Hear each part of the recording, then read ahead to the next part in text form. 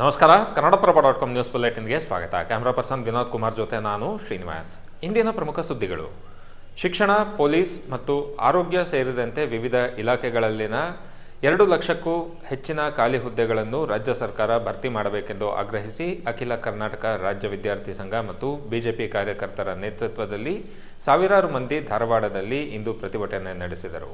ಖಾಲಿ ಇರುವ ಹುದ್ದೆಗಳನ್ನು ಕೂಡಲೇ ಭರ್ತಿ ಮಾಡುವಂತೆ ಘೋಷಣೆ ಕೂಗಿರುವ ಪ್ರತಿಭಟನಾಕಾರರು ಕಾಂಗ್ರೆಸ್ ನಾಯಕರ ಫೋಟೋಗಳಿಗೆ ಬೆಂಕಿ ಹಚ್ಚಿ ಆಕ್ರೋಶ ವ್ಯಕ್ತಪಡಿಸಿದ್ದಾರೆ. ಪ್ರತಿಭಟನಾಕಾರರನ್ನು ನಿಯಂತ್ರಿಸಲು ಧಾರವಾಡ ಪೊಲೀಸರು ಹರಸಾಹಸ ಪಡಬೇಕಾಯಿತು. ಜಯನಗರ ವೃತ್ತದ ಕಡೆಗೆ ಹೋಗುತ್ತಿದ್ದ ಪ್ರತಿಭಟನಾಕಾರರನ್ನು ಪೊಲೀಸರು ತಡೆದರು. ವಿಧಾನಸಭೆಯ ಪ್ರತಿಪಕ್ಷ ನಾಯಕ ಆರ್ ಅಶೋಕ್ ಸೇರಿದಂತೆ ಹಲವು ಬಿಜೆಪಿ ನಾಯಕರು ಪ್ರತಿಭಟನೆಗೆ ಬೆಂಬಲ ನೀಡಿದ್ದಾರೆ. ಪ್ರತಿಭಟನೆ ವಿಷಯವಾಗಿ ಪ್ರತಿಕ್ರಿಯೆ ನೀಡಿರುವ ಉಪಮುಖ್ಯಮಂತ್ರಿ ಡಿಕೆ ಶಿವಕುಮಾರ್, ನಾವು ಸಾಕಷ್ಟು ಪ್ರಯತ್ನಗಳನ್ನು ಮಾಡುತ್ತಿದ್ದೇವೆ.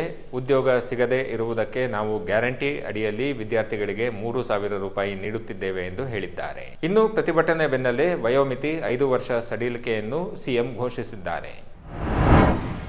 ಶಿವಮೊಗ್ಗ ಜಿಲ್ಲೆಯ ಸುಲೇಬೈಲು ಸರ್ಕಾರಿ ಶಾಲೆಯ ಹೊರಗೆ 16 ವರ್ಷದ ಬಾಲಕನ ಕೊಲೆಯಾಗಿದ್ದು ಪ್ರದೇಶದಲ್ಲಿ ಉದ್ವಿಗ್ನತೆ ಉಂಟಾಗಿದೆ.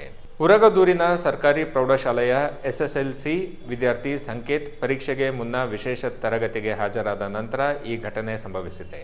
ಸಂಕೇತ್ ತನ್ನ ಶಾಲೆಯ ಹೊರಗೆ ಹುಡುಗರ ಗುಂಪಿನ ನಡುವೆ ನಡೆದ ವಾಗ್ವಾದದಲ್ಲಿ ಮಧ್ಯಪ್ರವೇಶಿಸಿದ್ದರು. ಈ ವೇಳೆ ವಾಗ್ವಾದ ನಡೆದು ಹತ್ಯೆ ಮಾಡಲಾಗಿದೆ ಎಂದು ಪೊಲೀಸ್ ವರಿಷ್ಠಾಧಿಕಾರಿ ನಿಖಿಲ್ ತಿಳಿಸಿದ್ದಾರೆ. ಕ್ರಿಕೆಟ್ ಮ್ಯಾಚ್ ಸಂಬಂಧದ ವಾಗ್ವಾದದಿಂದ ಕೊಲೆ ನಡೆದಿದೆ. ಈ ಪ್ರಕರಣಕ್ಕೆ ಸಂಬಂಧಿಸಿದಂತೆ 7 ಮಂದಿಯನ್ನು ವಶಕ್ಕೆ ಪಡೆದಿದ್ದೇವೆ. ಇದಕ್ಕೆ ಒಂದು ವಿಶೇಷ ತನಿಖಾ ತಂಡ ರಚಿಸಿದ್ದೇವೆ. 2 ದಿನದ ಹಿಂದೆ ಕ್ರಿಕೆಟ್ ಮ್ಯಾಚ್ ನಡೆದಿತ್ತು. ಗಾಂಜಾ ಹಾವಳಿ ಬಗ್ಗೆಯೂ ತನಿಖೆ ಮಾಡುತ್ತೇವೆ. ಆರೋಪಿಗಳನ್ನು ಗಾಂಜಾ ಟೆಸ್ಟ್ಗೆ ಒಳಪಡಿಸುತ್ತೇವೆ ಎಂದು ಎಸ್ಪಿ ನಿಖಿಲ್ ಹೇಳಿದ್ದಾರೆ. ಸಂಕೇತ್ ಹತ್ಯೆಯ ಹಿನ್ನೆಲೆಯಲ್ಲಿ ಶಿವಮೊಗ್ಗದಲ್ಲಿ ಬಿಗಿ ಪೊಲೀಸ್ ಬಂದೋಬಸ್ತ್ ಮಾಡಲಾಗಿದೆ. ಗಾಂಜಾ ಹಾವಳಿಯೇ ಘಟನೆಗೆ ಕಾರಣ ಎಂದು ಸ್ಥಳೀಯರು ಆರೋಪಿಸುತ್ತಿದ್ದಾರೆ. ಇನ್ನು ಮೃತ ಬಾಲಕನ ಕುಟುಂಬಕ್ಕೆ ರಾಜ್ಯ ಸರ್ಕಾರ ಒಟ್ಟು 15 ಲಕ್ಷ ರೂಪಾಯಿ ಪರಿಹಾರ ಘೋಷಿಸಿದೆ. ನಟ ರಿಷಬ್ ಶೆಟ್ಟಿ ಅಭಿನಯದ ಕಾಂತಾರ ಚಿತ್ರದ ಕುರಿತು ತುಂಬಿದ ವೇದಿಕೆಯಲ್ಲಿ ಅಪಹಾಸ್ಯ ಮಾಡಿದ್ದ ಬಾಲಿವುಡ್ ನಟ ರಣವೀರ್ ಸಿಂಗ್ಗೆ ಹೈಕೋರ್ಟ್ ಚಾಟಿ ಬೀಸಿದೆ. ಗೋವಾದಲ್ಲಿ ನಡೆದ ಸಿನಿಮಾ ಫೆಸ್ಟಿವಲ್ ವೇಳೆ ನಟ ರಿಷಬ್ ಶೆಟ್ಟಿ ಅವರನ್ನು ಹೊಗಳುವ ಭರದಲ್ಲಿ ದೈವವನ್ನು ಫಿಮೇಲ್ ಗೋಸ್ಟ್ ಎಂದು ಹೇಳಿಕೆ ನೀಡಿದ್ದ ರಣವೀರ್ ಸಿಂಗ್ ವಿರುದ್ಧ ಪ್ರಕರಣ ದಾಖಲಾಗಿತ್ತು. ಇಂದು ಅರ್ಜಿ ವಿಚಾರಣೆ ಕೈಗೆತ್ತಿಕೊಂಡ ಹೈಕೋರ್ಟ್ನ ನ್ಯಾಯಮೂರ್ತಿ ನಾಗಪ್ರಸನ್ನ ಅವರಿದ್ದ ಪೀಠ, ಒಂದು ಭಾಗದ ಜನರ ಧಾರ್ಮಿಕ ಭಾವನೆಗೆ ಧಕ್ಕೆ ತರುವ ಹಾಗೆ ಮಾತನಾಡಬಾರದು. ಅದು ರಣವೀರ್ ಸಿಂಗ್ ಆಗಿರಲಿ ಅಥವಾ ಯಾರೇ ಆಗಿರಲಿ ಹಾಗೆ ಮಾತನಾಡುವುದು ಸಲ್ಲದು. ಹೀಗಾಗಿ ಇದನ್ನು ಹಗುರವಾಗಿ ಪರಿಗಣಿಸಲಾಗುವುದಿಲ್ಲ ಎಂದು ಅಭಿಪ್ರಾಯಪಟ್ಟಿದೆ.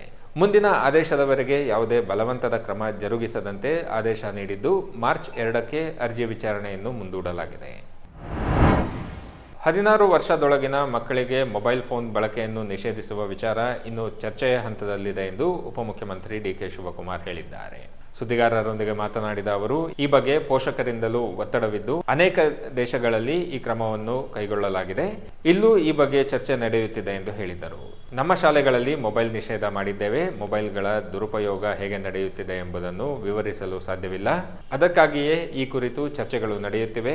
ಹಲವು ದೇಶಗಳು ಮಕ್ಕಳಿಗೆ ಮೊಬೈಲ್ ನಿಷೇಧ ಮಾಡಿವೆ. ಈ ವಿಷಯ ಜಾಗತಿಕ ಮಟ್ಟದಲ್ಲೂ ಚರ್ಚೆಯಲ್ಲಿದೆ ಎಂದು ಅವರು ತಿಳಿಸಿದರು. ಇವು ಇಂದಿನ ಪ್ರಮುಖ ಸುದ್ದಿಗಳು. ವಿವರವಾದ ಸುದ್ದಿಗಳಿಗಾಗಿ ಕನ್ನಡಪ್ರಭ.com ನೋಡಿ. ನಮಸ್ಕಾರ.